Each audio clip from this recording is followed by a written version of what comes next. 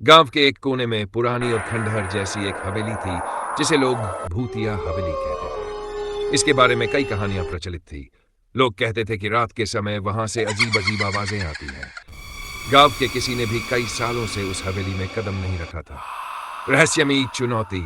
एक दिन गांव के चार दोस्तों राहुल, समीर, प्रिया और अंशिका ने तय किया कि वे इस हवेली में जाकर इसका रहस्य जानेंगे। सभी को डर था लेकिन उत्सुकता भी। उन्होंने रात के 2 बजे हवेली जाने की योजना बनाई। हवेली का डरावना माहौल। रात के समय जब चारों हवेली पहुंचे तो वहां अंधेरा और अजीब सन्नाटा था। हवेली के फाटक पर जंग लगी हुई थी जिसे खोलने में उन्हें काफी मशक्कत करनी पड़ी। अंदर कदम रखते ही हवेली का माहौल उनके रोंगटे खड़े कर गया।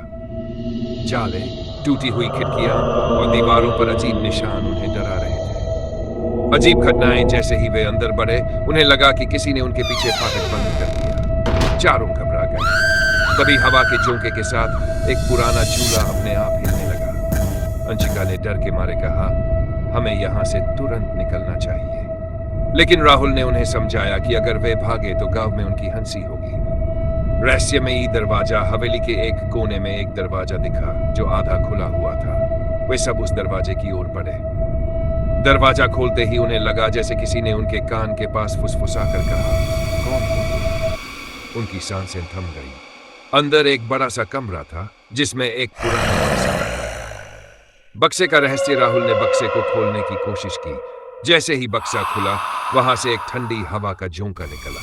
बक्से के अंदर एक पुरानी डायरी थी। उन्होंने डायरी खोली तो उसमें एक आदमी की कहानी लिखी थी। लिखा था कि इस हवेली में कई साल पहले एक परिवार रहता था, लेकिन एक दिन पूरी हवेली में आग लग गई और उस परिवार की मौत हो गई। आत्माओं का प्रकोप।